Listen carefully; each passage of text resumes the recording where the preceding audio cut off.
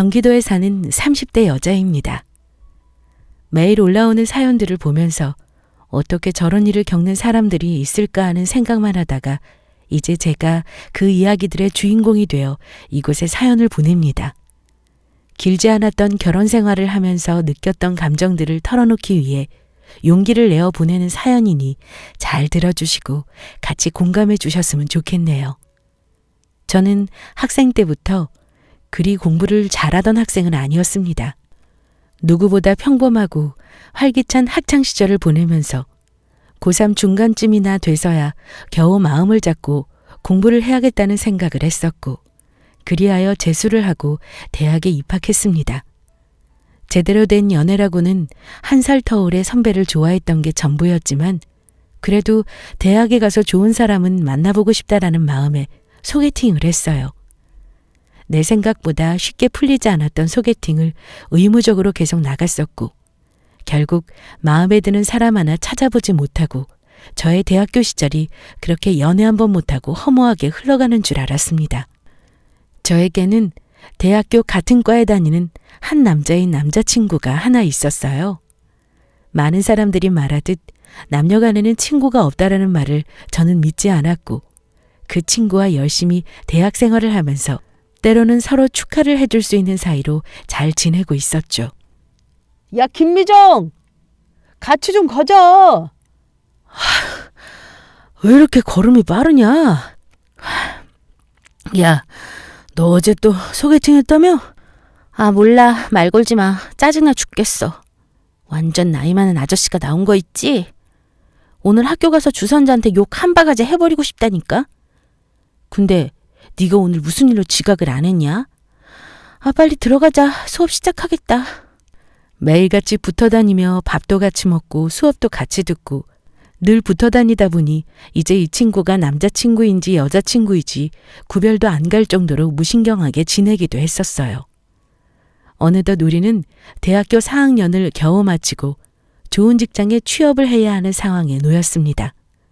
대한민국 청춘들이라면 누구나 한 번씩 겪는 고충이지만 좋은 직장에 들어가기 위해 우리는 억지로라도 스펙을 쌓아가며 이력서에 한 줄이라도 추가할 요소를 자꾸 만들어놔야 했고, 누구보다도 이 사회에 지쳐버린 상황이었습니다. 야, 취업하기가 왜 이렇게 힘든 거냐? 그래도 미정이 너는 해놓은 거 많아서 좋겠다. 동훈아, 그러니까 내가 하자고 할 때 공부하라고 했지? 요즘 학점만으로 취업하는 사람들이 어디 있겠어. 지금 내가 쌓아둔 스펙으로도 부족한데 넌 진짜 어디로 취업하려고 그러는 거냐? 우리 지금 이렇게 한가하게 맥주에 치킨 먹을 시간이 없다니까? 나 또 들어가서 자격증 공부도 해야 돼. 얼른 들어가서 공부 좀 하자. 누구보다 뺀질거리던 제 친구 동훈이는 저보다 철이 늦게 든 건지 취업이 코앞인데도 매일 나가서 놀 궁리만 했고, 이러다가 이 자식 누가 데리고 살려나 하는 걱정이 들 정도였습니다.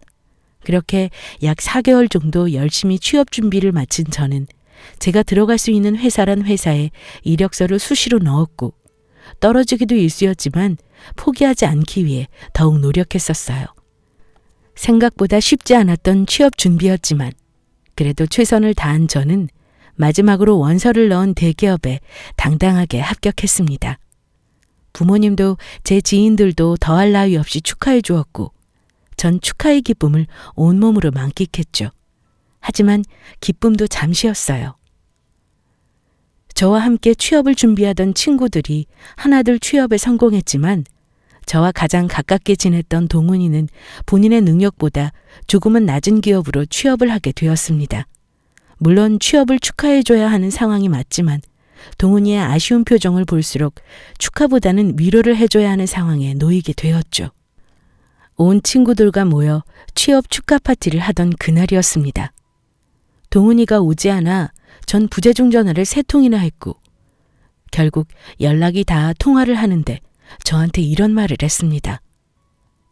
미정아, 전화했었네. 축하 파티는 잘하고 있어? 야, 네가 안 오는데 어떻게 축하 파티를 잘할 수 있겠어. 몸이 안 좋은 거야? 너도 취업했는데 같이 파티를 해야 의미가 있지. 집에서 나와 얼른. 아, 내가 사실 오늘 너한테 할 말이 있었는데 도무지 용기가 안 생겨서 할 수가 없겠더라고. 그래서 그냥 집에 있는 게 나을 것 같아서 이렇게 전화라도 한 거야. 사실 나 대학 시절 내내 너만 좋아했고 너랑 좋은 대기업 들어가서 같이 회사 생활 하고 싶었어. 그래도 어쩌겠냐? 내가 열심히 더 노력하지 못한 탓에 떨어졌는걸. 사실 같이 붙어서 같이 출퇴근하면서 회사 다니고 싶었는데 참 아쉽게 됐지. 미안하다. 괜히 이런 말해서. 야, 뭐야? 그런 얘기들은 만나서 해야지. 전화로 하는 게 어딨냐? 네 속상한 마음 알겠으니까 우선 만나서 얘기하자. 얼른 나와. 그렇게 저는 동훈이의 속마음을 그날 알게 되었고 사실 눈치는 채고 있었지만 취업 준비를 하느라 제가 동훈이를 더 챙겨주는 건 무리였고 제 취업 공부보다 동훈이에게 더 집중할 수 없었기 때문에 그 마음을 모른 척하고 있었습니다. 그렇게 여러 번 동훈이는 저와 같은 대기업에 들어가려고 노력하다 합격이 되지 않아 제가 다니는 회사의 하청업체 직원으로라도 들어가게 되었어요. 스펙 차이도 차이였지만 그래도 열심히 해준 동훈이에게 고마웠던 마음이 컸었죠. 그래도 이제 각자의 길을 선택하게 되었고 조금이나마 여유로운 마음이 생겼기에 열심히 준비한 동훈이를 축하해주며 저에게 지금까지 몇 년간 저를 좋아하고 있었다는 동훈이의 마음을 받아주기로 했어요. 그렇게 친구에서 연인 사이가 된 저희는 연애를 한 지 1년 좀 넘었을 시기에 전 프로포즈를 받게 되었습니다. 내가 너보다 잘나지 못한 위치에 있지만 그래도 나 열심히 살면서 너보다 더 좋은 회사 들어가서 더 많이 벌고 너 지켜줄 거야. 회사 들어간 지 얼마 되지도 않았지만 여기서 더 성장하고 멋지게 발전하는 사람 될게. 나 믿고 결혼해 줄 수 있겠니? 저보다 더 열심히 살면서 저를 먹여 살리겠다는 동훈이는 그렇게 저의 남편이 되어 저를 평생 책임지겠다는 약속을 저에게 했습니다. 무엇보다도 그 의지가 대단했고 저는 그런 남편을 멋지다고 생각하며 존중하기로 했어요. 저는 그 어떤 이유랄 것 없이 남편의 성실함과 열심히 하는 모습에 감동을 받았고 이 정도의 남자라면 나를 충분히 평생 동안 지켜줄 수 있을 것 같다는 생각이 들었습니다. 그렇게 우리는 대기업에 다니는 아내와 하청업체에 다니는 남편이었지만 결혼에 성공하게 되었고 처음에는 아무런 문제가 없다고 생각하며 아주 잘 결혼 생활을 해나가고 있었습니다. 사실 남자가 덜 벌고 여자가 더 벌고 하는 게 무슨 큰 의미가 있을까 하는 생각이었어요. 누구든 하나라도 잘 벌어서 결혼 생활하는데 어려움이 없으면 사랑으로 다 극복되는 거 아닌가 하는 너무 어린 저의 생각이기도 했습니다. 그렇지만 제 생각과는 다르게 흘러가는 결혼 생활에서 저는 점점 이상함을 감지하기 시작했죠. 가장 처음 제가 느끼게 된 이상한 점은 바로 시댁에서 저를 대하는 태도였습니다. 무엇보다도 시집살이가 가장 큰 스트레스였는데 시아버지에게는 그런 점을 전혀 못 느꼈지만 시어머니는 저랑 전화통화를 하시거나 시댁에 갈 일이 생겨서 방문하게 되면 알게 모르게 저를 내려 깎으려는 언행을 일삼았습니다. 결혼 후 처음 시어머님의 생신날이었습니다. 어머님의 생신 전날은 회사에서 큰 프로젝트가 있어서 저는 늦게까지 야근을 할 수밖에 없는 상황이었는데 밤늦게 11시쯤 시누이에게서 전화가 한 통 왔습니다. 어머 언니, 지금까지 회사예요? 아, 다름이 아니라 내일 엄마 생신인 거 알고 있죠? 언니 오신다고 들었는데 한 가지 부탁할 게 있어서요. 저희 엄마 로망 중에 하나가 며느리한테서 12첩 반상 받아보시는 게 소원이었거든요.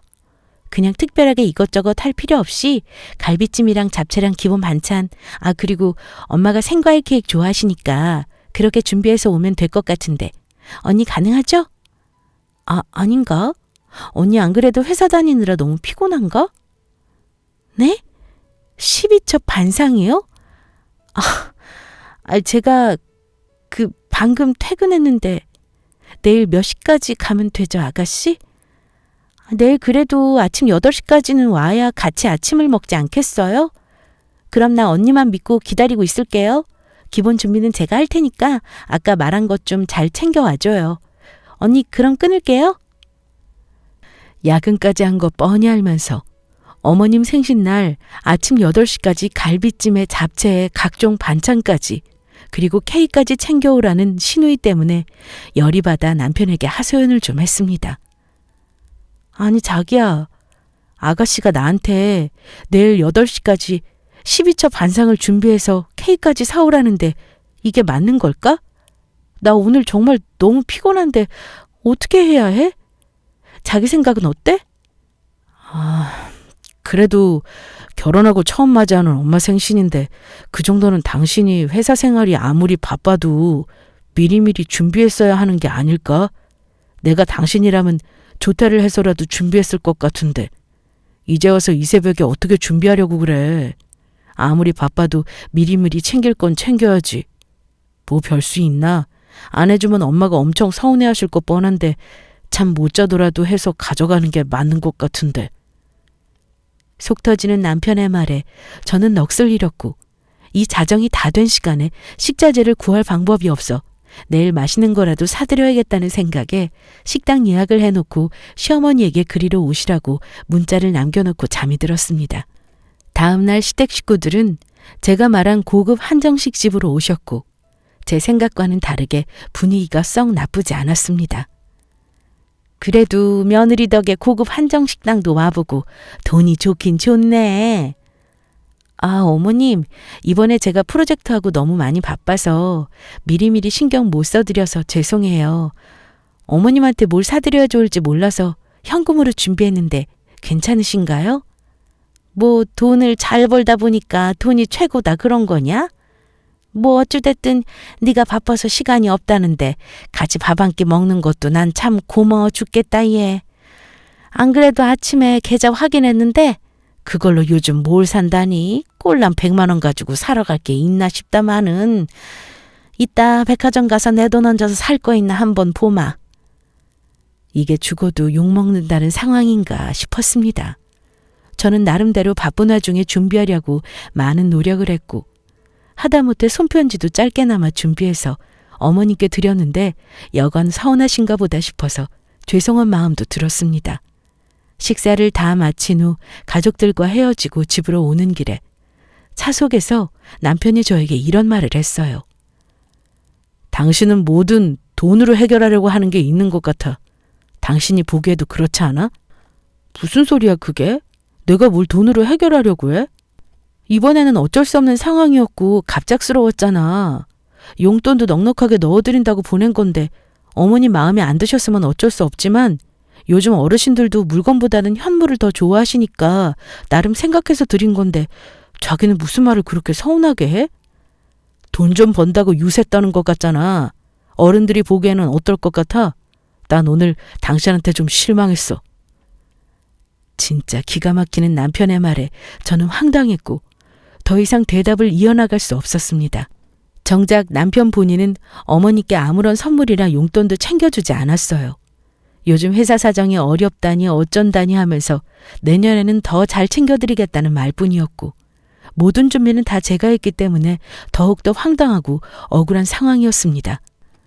시집살이를 하는 기분을 느낀 건 이뿐만이 아니었습니다. 시누이가 임신을 하게 되어 아이를 낳았고 주말마다 시누이는 어머님 댁으로 출근하듯이 거의 친정에 붙어 살았을 때였습니다. 그래. 너 주말에 쉰다 그랬지? 집에 좀 와라. 요즘 통 얼굴 보기가 그렇게 힘들어서 어쩌니? 저번에 보니 얼굴도 많이 상했던데 집에 와서 밥도 좀 먹고 쉬다 가라. 동훈이한테는 아까 전화해서 얘기했으니까 아침 일찍 오도록 해.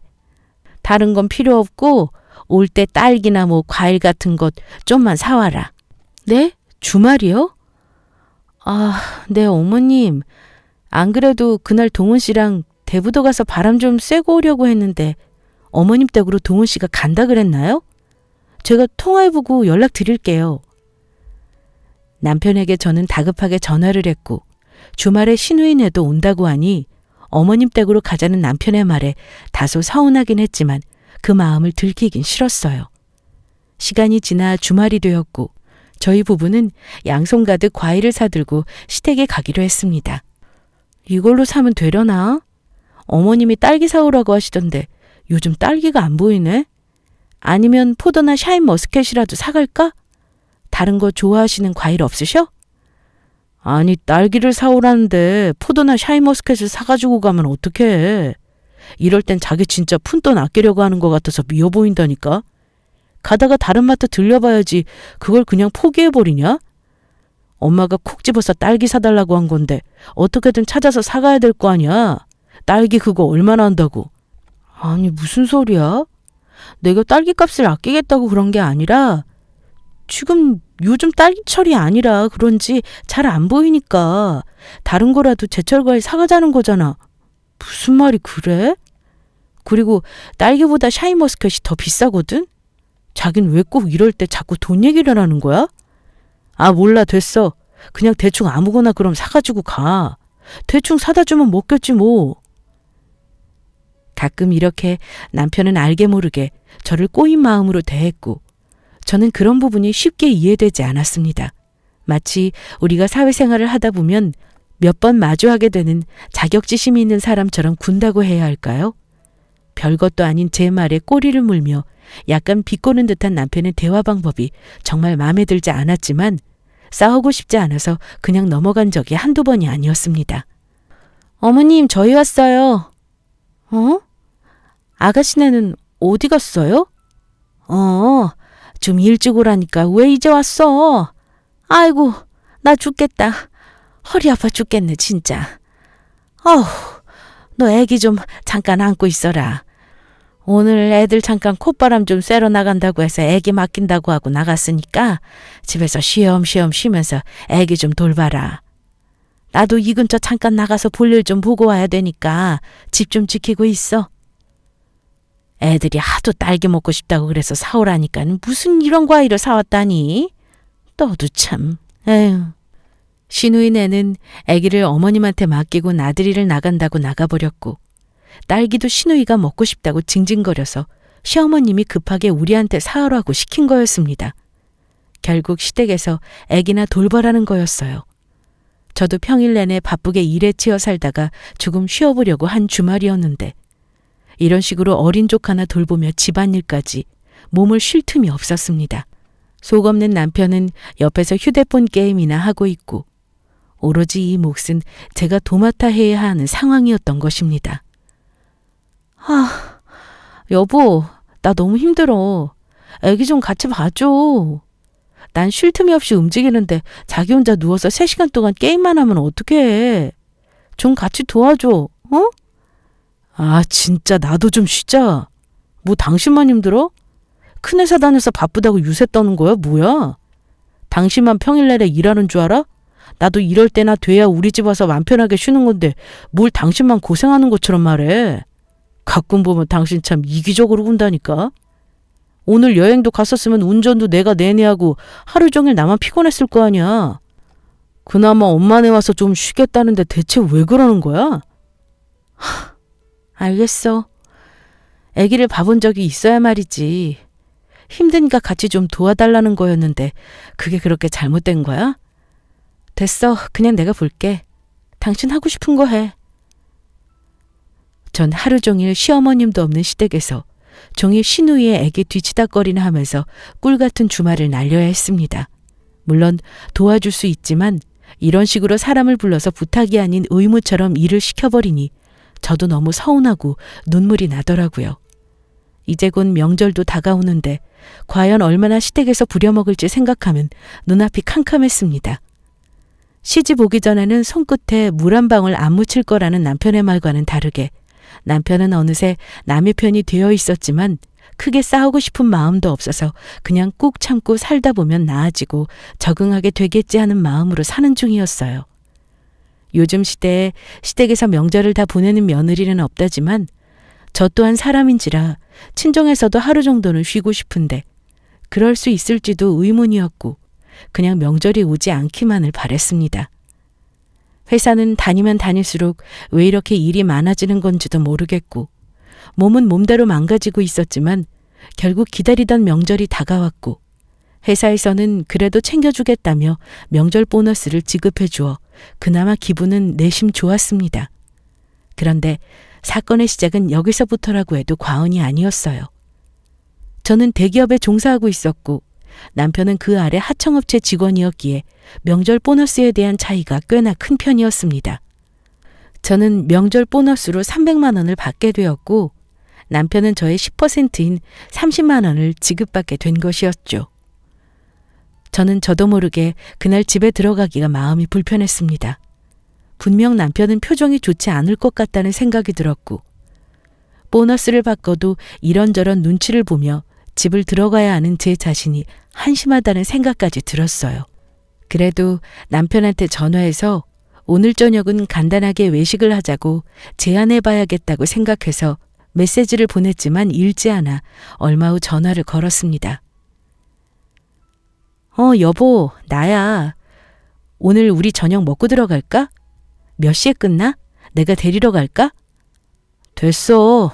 무슨 저녁이야. 입맛도 없어 오늘. 그냥 나 회사 사람들이랑 맥주나 한잔하고 들어갈 테니까 늦어지면 기다리지 말고 그냥 자. 끊어. 누가 봐도 목소리가 좋지 않은 남편은 저랑 저녁 식사를 거부하고 회사 사람들이랑 술을 한잔하겠다고 한 후 전화를 끊어버렸습니다. 보나마나 명절 보너스 때문에 기분이 울적해 보여서 마음이 좋진 않았어요. 물론 내가 잘못한 건 없지만 길을 못 펴고 사는 듯한 남편을 볼 때면 한없이 위축되어 보이고 괜시리 미안한 마음이 들기까지 했지만 그래도 별 수 있나, 좀 더 잘 챙겨주고 보살펴주면 좀 나아지겠지 하는 생각에 남편을 좀 더 존중해줘야겠다는 생각을 했습니다. 그 다음 날 아침, 전날 거하게 술을 한잔한 남편을 위해서 일찍 일어나 북엇국을 끓여주었고 저는 넌지시 기분 풀게 해주기 위해서 남편에게 말을 걸었어요. 여보, 이번에 우리 엄마 집에 세탁기가 고장나서 바꾸려고 하는데 이왕이면 보너스도 나왔으니까 내 보너스에 돈 좀 보태서 시댁 세탁기도 같이 바꿔드릴까? 이왕이면 바꾸는 김에 같이 해드리면 어머님도 좋아하실 것 같은데 자기 생각은 어때? 세탁기? 장모님의 세탁기 사달라고 하셨어? 저번에만 봐도 멀쩡한 것 같은데. 아, 엄마 세탁기 8년 이상 쓰셨거든. 이번에도 AS 받아서 그냥 쓰시려고 했는데 고치러 왔던 기사님도 고개를 절레절레 흔들었다나 뭐라나. 그래서 그냥 새 걸로 바꿀까 싶었거든. 당신이 알아서 해. 엄마 취향은 모르니까 뭐 당신이 알아서 잘 고르겠지.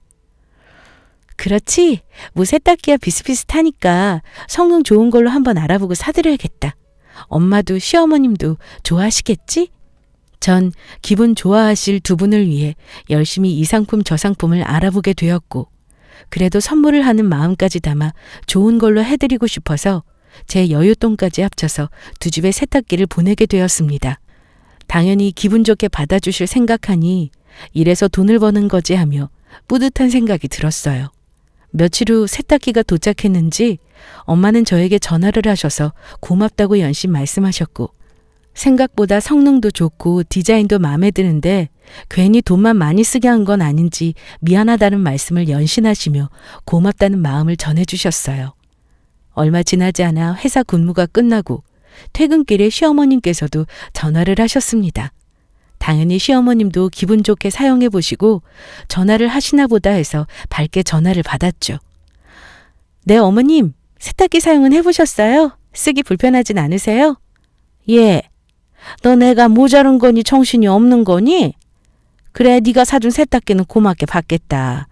근데 어떻게 네가 그럴 수 있니? 감히 우리 집을 상대로? 네?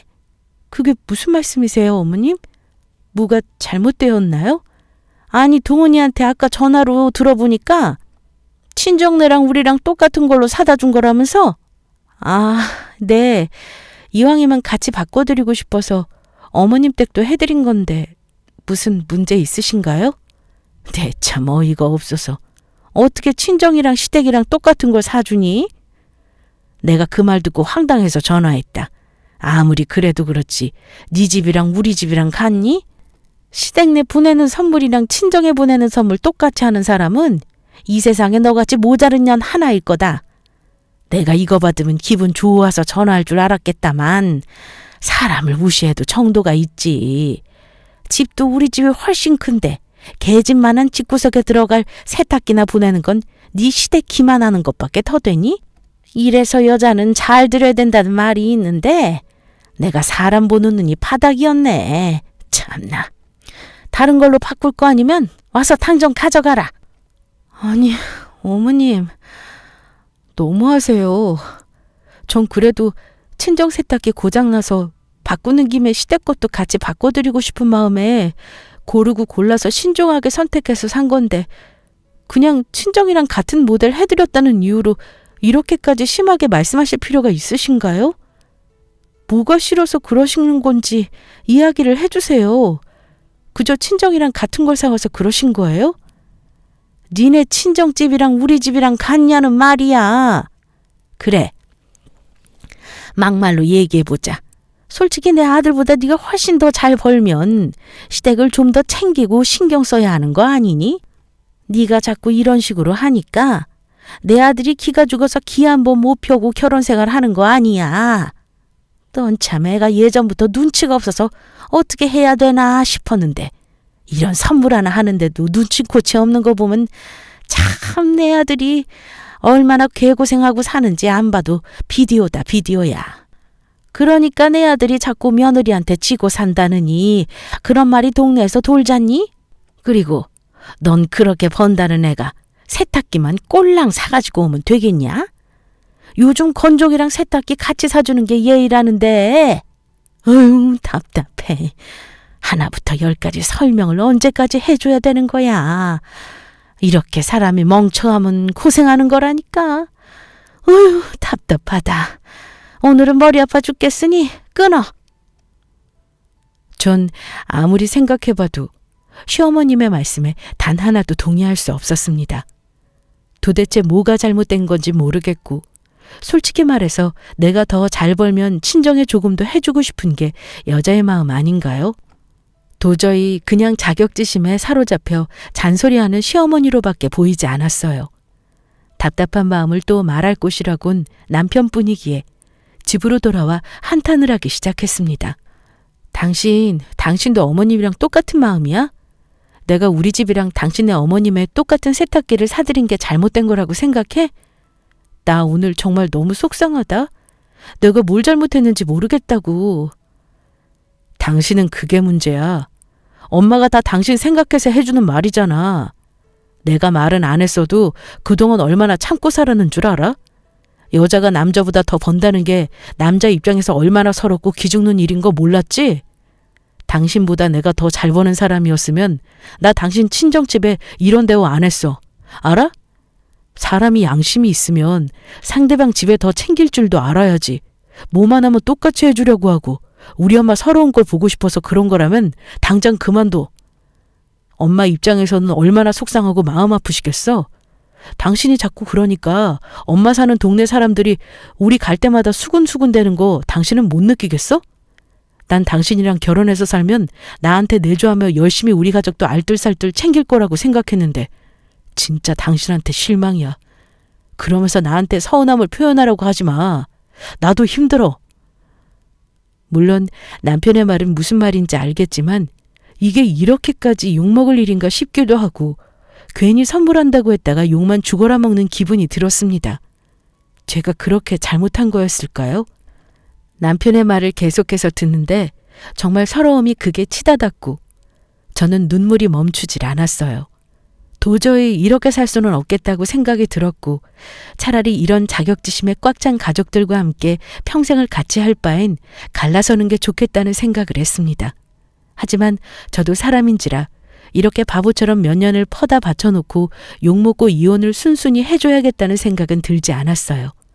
당연히 내가 당한 만큼 시댁도 느끼고 알아야 한다고 생각했고 전 한 가지 엄청난 아이디어가 떠올랐습니다. 사람들은 자신이 제일 아끼는 것을 잃었을 때 가장 분노하고 슬퍼하는 법이 아니겠어요? 그래서 저는 차에 관심이 엄청 많고 지금 가진 차도 엄청 좋은 차는 아니지만 제가 전에 기죽지 말라고 생일에 큰맘 먹고 사줘서 남편이 애지중지 타고 다니던 남편의 차를 수단으로 남편에게 통쾌하게 복수를 해야겠다는 생각이 들었습니다. 여보, 내가 곰곰이 생각해봤는데 내가 시댁에 더 신경을 못 써주고 우리 집만 챙기려고 했던 것 같아. 어머님도 당연히 속상하셨을 거고 당신 어깨 한번 못 펴게 한 것도 다 내 탓인 것 같더라고. 미안해 여보. 그래서 말인데 당신한테 하나 의논할 게 있는데. 이제야 말이 통하는구만. 당신이 그렇게 느꼈고 알았으면 됐어. 앞으로 우리 집에다가 신경 좀 더 써. 당신애는 그래도 장인어른이 연금도 받으시니까 용돈도 우리 엄마한테 좀 더 챙겨준다 생각하고 인상도 해드리고 말이야. 사람이 말이 통하니까 다행이지 참. 그래서 뭘 의논하겠다는 건데? 아니, 시댁에 더 훨씬 좋은 걸 해줘야지 고민하다가 든 생각인데 당신 지금 타는 차 있잖아. 그거 말고 좀 더 좋은 차로 바꾸는 거 어때? 그래도 회사 다닌 지 몇 년 됐는데 당신이랑 급이 안 맞는 것 같아서 차를 바꿔주면 어떨까 하는 생각이 들었거든. 괜찮아? 차? 차 안 그래도 수리 몇 번 하고 그러니까 더 타고 다녀도 되나 싶긴 했는데 진짜로 내 차 바꿔줄 거야? 어떤 걸로 바꿔줄 건데? 갑자기 기분이 좋은데 당신 이제야 정신 차린 것 같아서 내가 다 기분이 풀린다. 얼른 엄마한테도 전화해줘야겠다. 한껏 들뜨고 신난 남편을 보며 저는 표정 관리하느라 죽는 줄 알았습니다. 세상 살면서 저렇게 사람이 멍청하고 눈치 없고 자격지심에 꽉 찬 사람이라는 걸 왜 이제야 알아버린 걸까요? 남편이 지금 타고 다니는 차를 우선 팔게 하고 그걸로 저는 위자료라도 받아낼 심산이었습니다. 남편 앞으로 제대로 된 재산이라고는 저 차 한 대뿐이었거든요. 집도 제 명의로 되어 있었고 이 집도 사실 남편 명의로 하라는 걸 제가 혹시 모르는 마음에 절대적으로 명의는 제 명의로 해야겠다 싶어서 머리를 굴려서라도 제 것으로 지키고 있는 거라 남편에게는 지분이 단 1%도 없었습니다. 저와 얘기를 끝내고 들뜬 남편은 여기저기서 전화를 하면서 자동차에 대해 사람들이랑 통화를 하질 않나. 진짜 제가 보기에도 그 꼴이 너무 우스워 보였죠.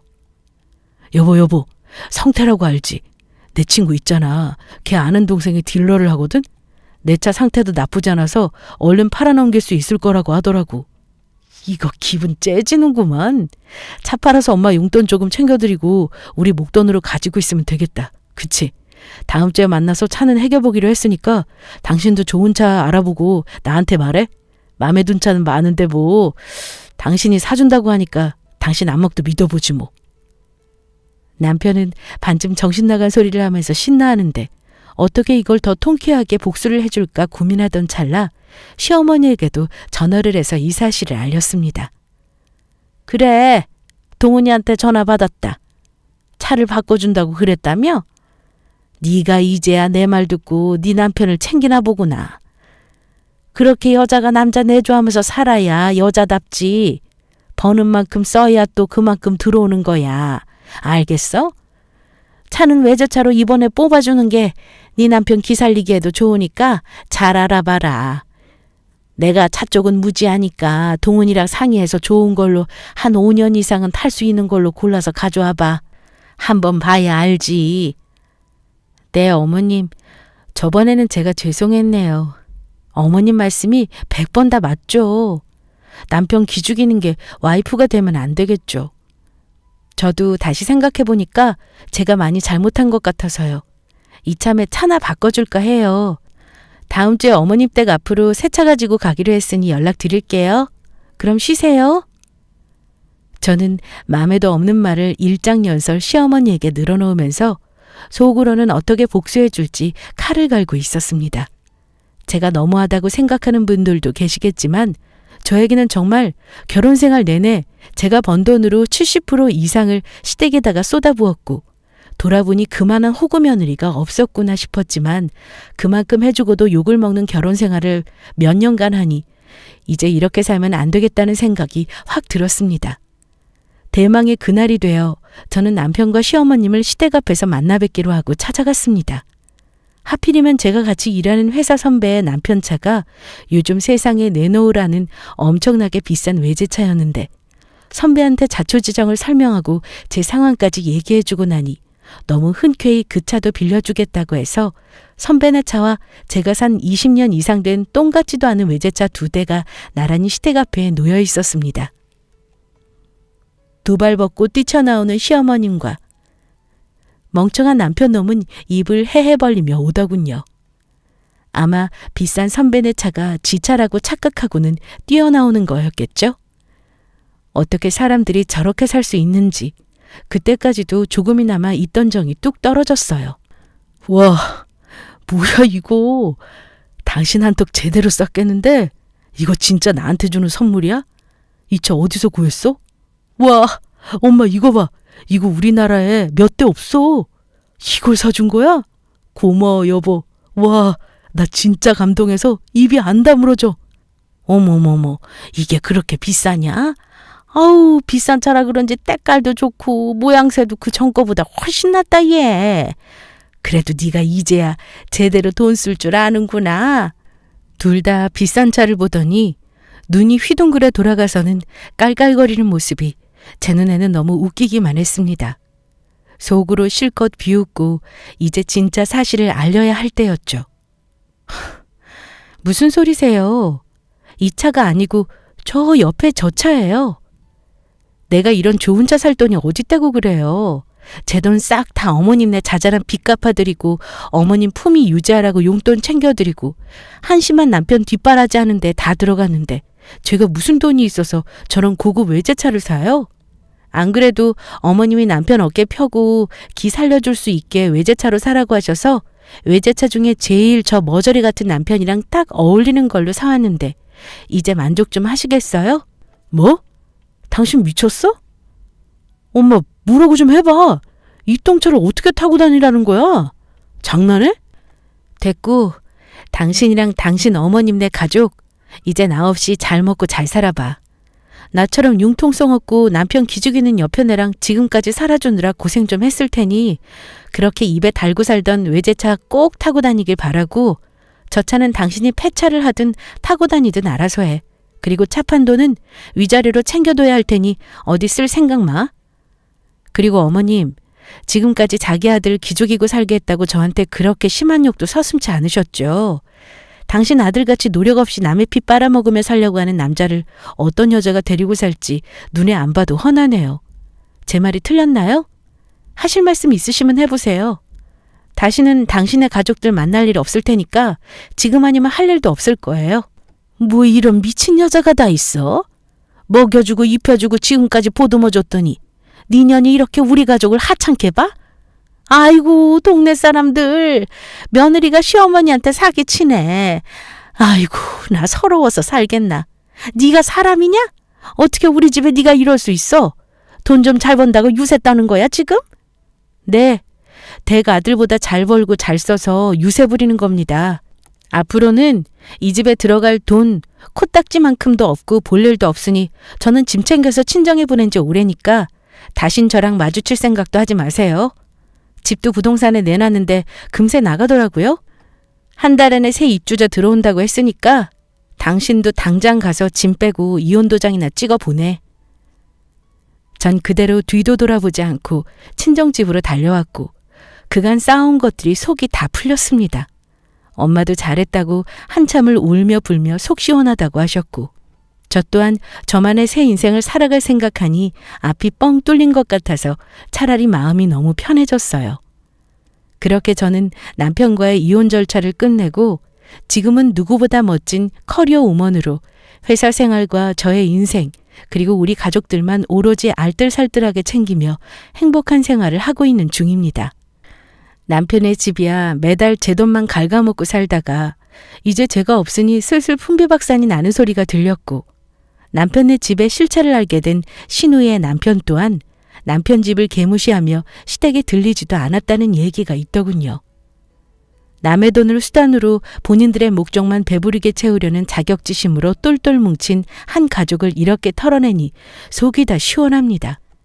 여러분들 주변에도 저처럼 바보같이 당하는 분들이 있으시다면 제 이야기를 꼭 들려주시고 같이 사이다를 원샷하듯 속이 뻥 뚫리셨으면 좋겠습니다.